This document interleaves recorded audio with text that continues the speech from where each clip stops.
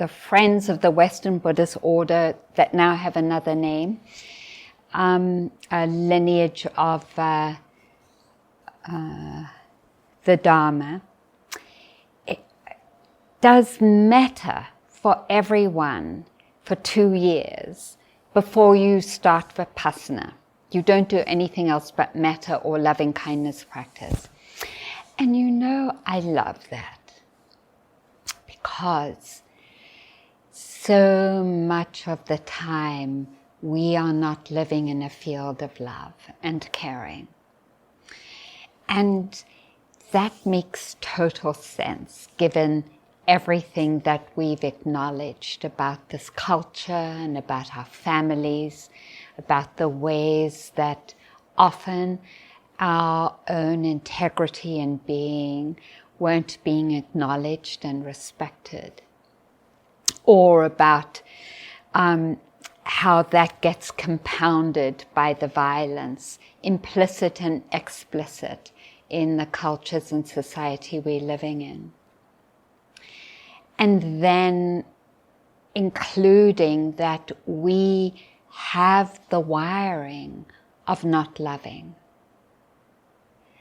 And you know, why is that so? Who knows? Why is it that according to the Buddha, every human being is born with this wiring of not caring, and how the not caring flowers into harming and disrespecting and violating the integrity, our own integrity, through our own thoughts, the ways that we relate to ourselves and our bodies and then other beings. And it's grounds in a way for such grief, isn't it, that we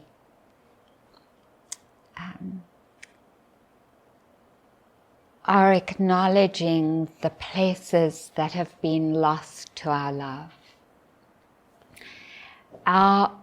Our love, it's lovely to have other people's love, it is, but the deepest grief for me is the grief of that I've lost my own love in particular places from my childhood and from everything that I've gone through, including living in the here and now, in so much lost love, so much of it, that it's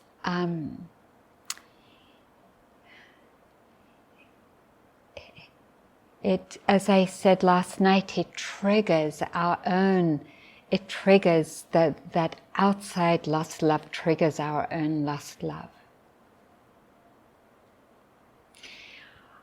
I don't think there's anything more important in the calling of our hearts and our life than to answer and respond to that grief of lost love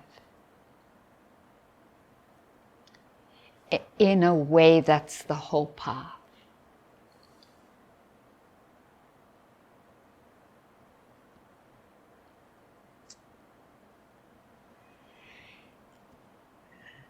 And in this path of reclaiming what is worthy of love, no matter how imperfect we are, no matter how many mistakes we make,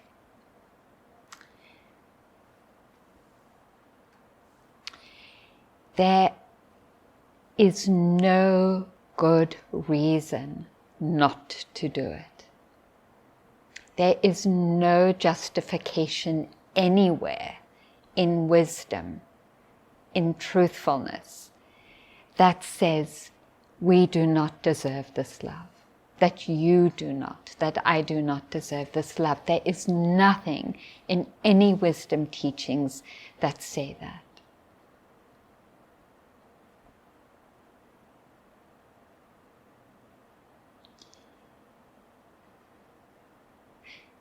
And so when we enter into this path of turning towards ourselves, then it needs to be a current that flows all through our days and practice. Am I caring for myself? In this moment and how I'm relating to myself, my body, my breath, my experience, is there friendship? For everything, for all experiences, no matter what we're doing, is there caring there? And just like a bucket, and probably all of you have experienced a leaking faucet at some point, and it's like, say you're busy and you've called the plumber and they can't come for a week, and so, that drip, drip, drip. It's amazing how quickly that bucket fills, and then you're like putting another bucket and another bucket. Every moment of intention, just intention, is a drip in the bucket. And it's amazing to us when we reflect back over the years, the change of the buckets of love living inside of us. Not that we don't forget it, but how we come back is different. It doesn't take so long. There's less recrimination, less judgment that we've lost love. Like there's a ground of love that holds it.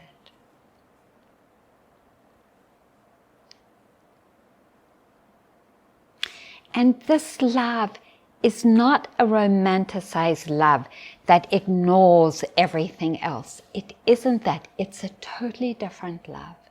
It's a love that cares so much for our healing and our liberation, that in the ground of the love, we're willing to look at our own suffering.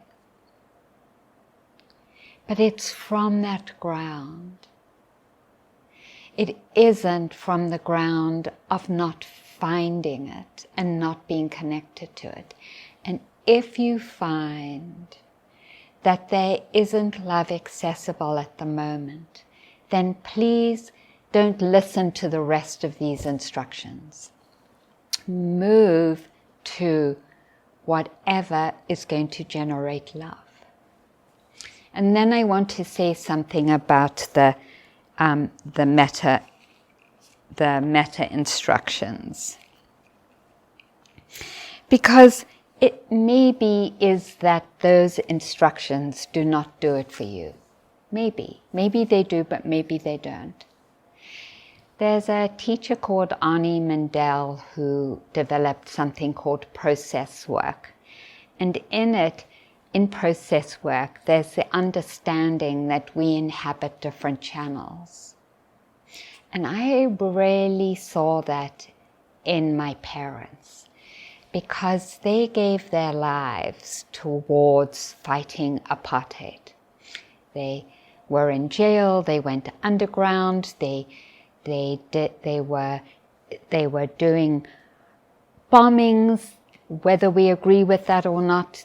They did some of that, and there was just this incredible flow of caring and commitment in that channel. At home, it was totally different. That is not where their channel of love was as parents. And I'm saying this because we each have channels of love. And I know some people where their channel of love was as parents or as lovers and partners.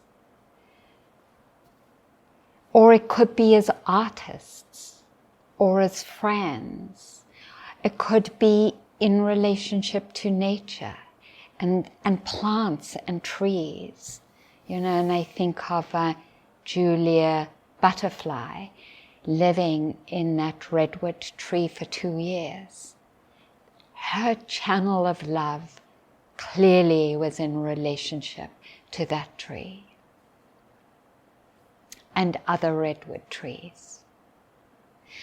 Where is your channel of love? Because that's where metta starts, wherever your channel is, wherever you find that flow most easily, because it's transferable. And in fact, the Buddha's awakening rested on a transfer of a time when he was a child sitting under a tree, and how he had gone into a concentration, a balance of mind. He transferred that, remembering, and it became his path, which was not through, hurting himself and starving and whipping himself, or all those different ascetic practices he did. It's transferable. We can remember it, and through that remembering offer love. So it doesn't have to be so contained in may I be or may you be. It can be anywhere where you experience those moments of caring and love. I know someone whose practice after being beaten by the police, his practice was stroking his dog. That was the only thing he could do, was to have the dog on his lap and stroke his dog for months and months. Years, actually. That was his transfer. So we know, or maybe I won't say that, I don't want to assume it, I've really realized the importance of love and caring as the foundation of our practice. Having said that, for some of us, that love is accessed through mindfulness and concentration. So that's also one of the places where it comes into being. And for others, it happens through this practice of contemplating and calling in those places where the heart is already awakened.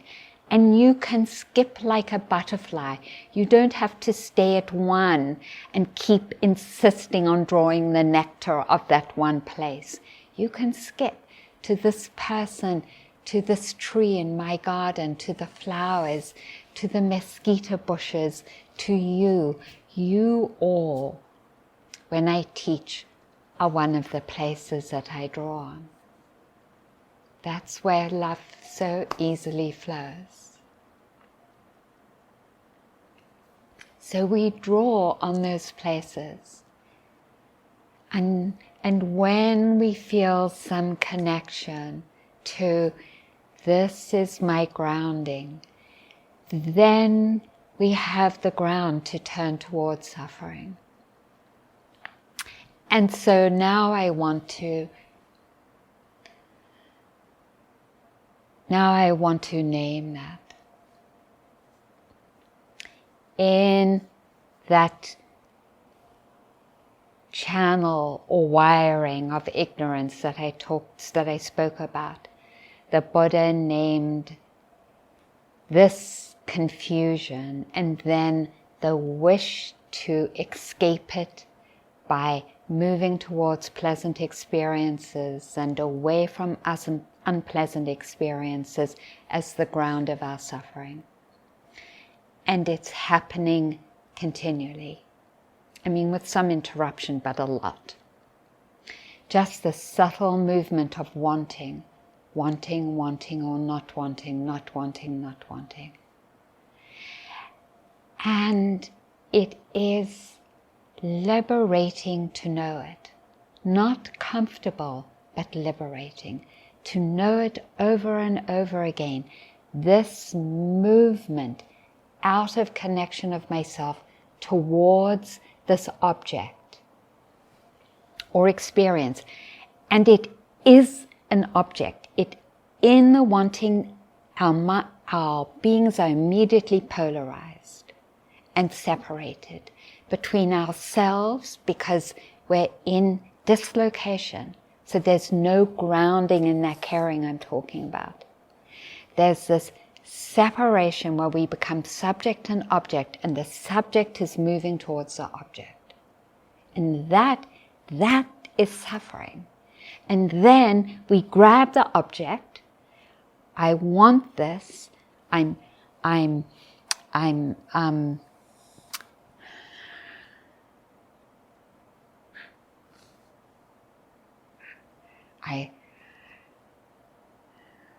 What can I say that I want? I want this loving kindness that I'm talking about. I want it, and it's not there. And I'm reaching. I can tell I'm reaching to try and get something. And even if I find what I want, the relationship is so distorted. This is what the Buddha is saying. It is impossible to find that home of well-being and peace, that liberation from suffering, that the Buddha is talking about, that our teachers are talking about, who have experienced deep peace, as we have in moments. That the nature of wanting, whether we find what we want or not, is to split ourselves off and to bring suffering, as is not wanting. And we get caught and trapped by it all the time, wanting different experiences, not wanting pain in our body, wanting different conditions. And that mechanism gets concretized and solidified in our thinking around it, because the thinking is distorted, and because of the distortion, it justifies that whole confused and suffering expression or mechanism. And Trump is brilliant at it. He'll change what he says and he'll justify it all the time. My father did the same thing in his relationships. He would just, everything would be around justifying whatever it was he wanted or didn't want, and it was always in blame and shame. And so if I went out and came back late, I was a terrible person, and he was justified in screaming at me. For example, maybe many of us have experienced that, and maybe even more than that. And he felt totally justified. And that is when suffering gets solidified, is in the thinking process, the rationalization that happens around it. And it's always as a blame, a shame, a judgment. And so it's lovely to name the mechanisms of our suffering, because if we don't name them, and then if we don't inquire into them, then we're always at their mercy. Again, having said that, if this feels just not groovy hearing it, then drop it for now and just go to metta. But if you feel like, I'm up for exploring the nature of how pleasant experiences arise, or unpleasant ones, or neutral ones, and I want to see what happens in my mind. I want to see, is the Buddha right? Do I go into wanting? Do I go into rationalize the wanting? Do I go into a whole story about why I shouldn't be having this unpleasant experience? Do I think there's something wrong with me because I'm having unpleasant experiences? Or something wrong with you because you're making me having an unpleasant experience? Check it out. See. for yourself, which is what his invitation was. Don't take what I say to be true. Check it out for yourself. And how much this dynamic doesn't bring ease and well-being.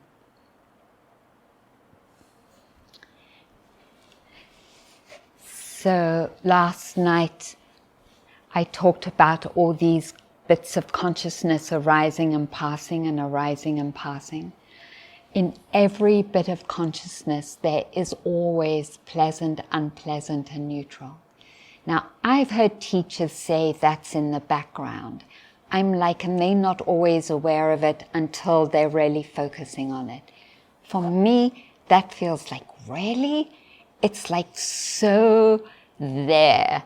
So it might be for you that it's more in the background, or it might be like me, it's like, oh, there. And just noticing it. Oh, pleasant. When the mind is more stable, then it's possible to experience the pleasant without going into the whole cycle of wanting. And it's possible to experience plain or unpleasant sensations without going into the cycle of not wanting. And that is the power of mindfulness and loving kindness together, of holding these different experiences.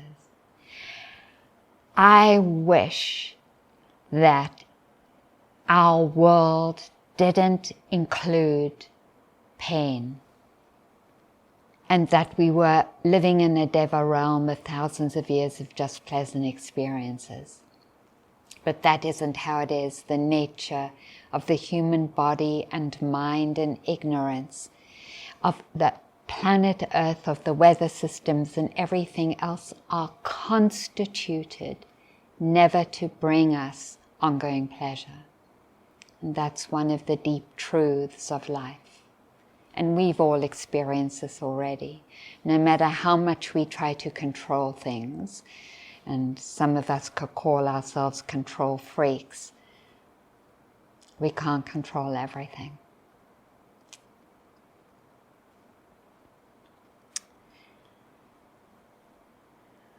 And actually surrendering to the pain in our body, or the pain that's living inside of us, or the unpleasantness, is a profound teaching in letting go, because really we have no other option.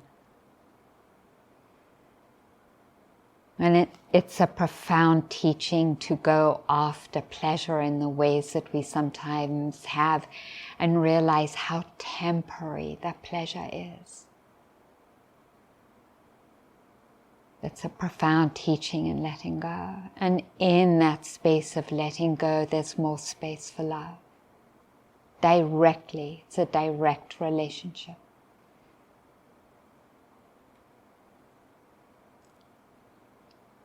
And so if your mind feels somewhat collected today, and there's enough friendship, you are invited to look at the experience of pleasant and pain and discover for yourself what the Buddha is saying.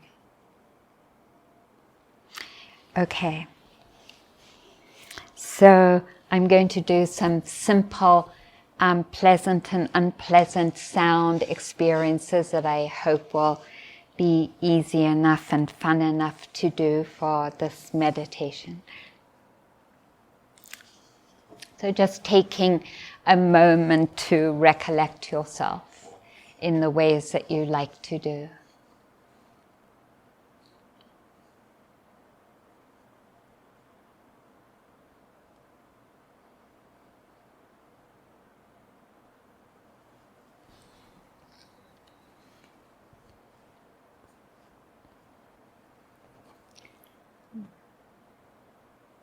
Acknowledging the livingness or life of the body,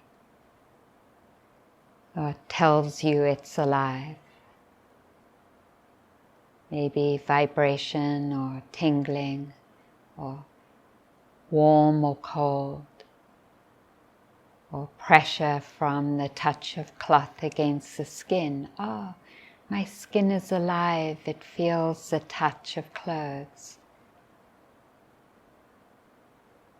Or air, the touch of air on my skin.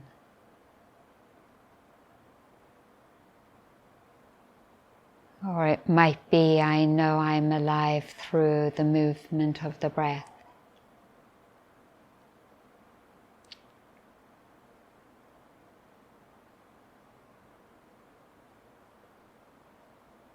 And if you are willing to drop everything I've said now, just acknowledge body, greetings, sensation, greetings.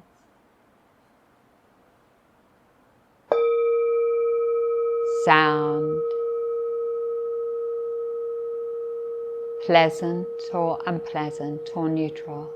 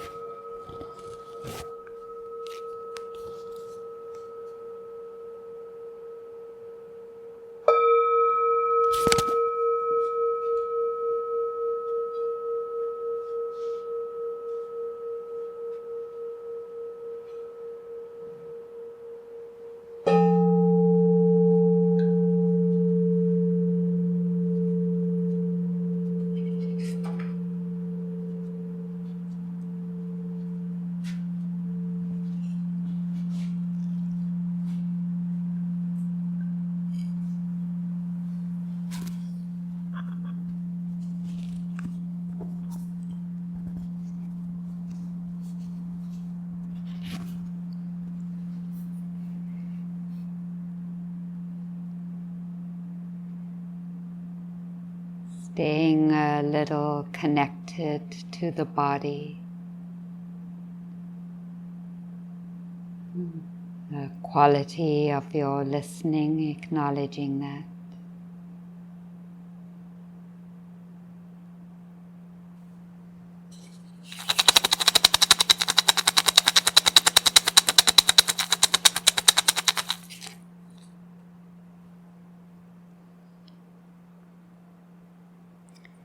Notice if there's any thoughts.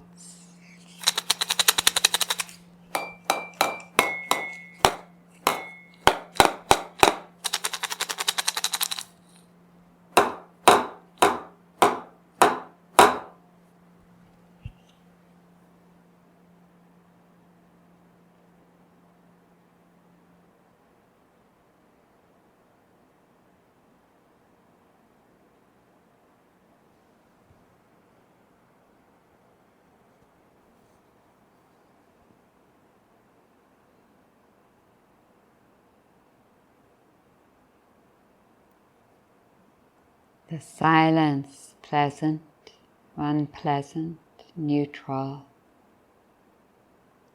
and my voice, pleasant, unpleasant, neutral, knowing and allowing.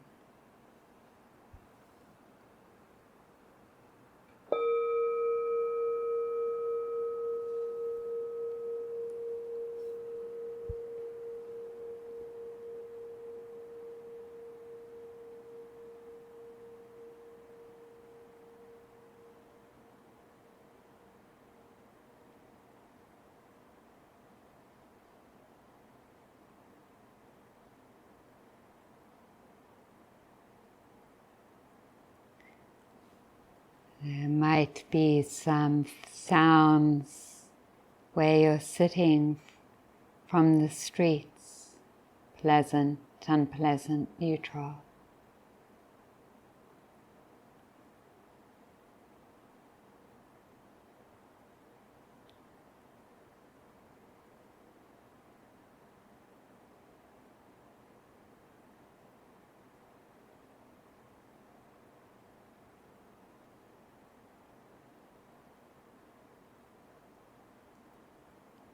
Is it possible to allow the pleasantness without attaching to it?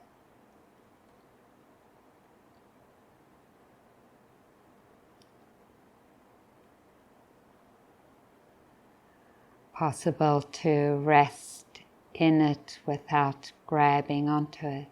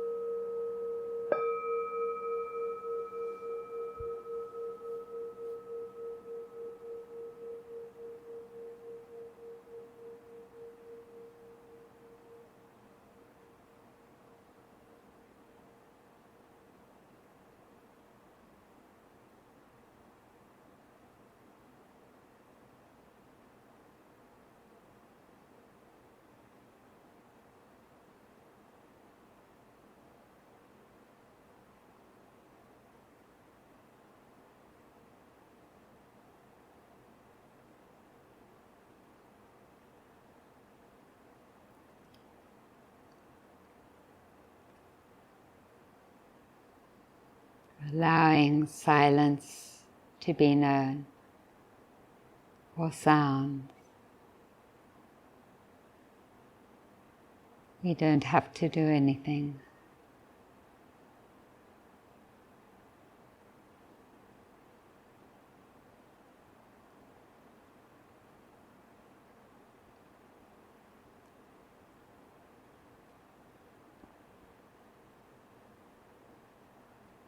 Relaxing.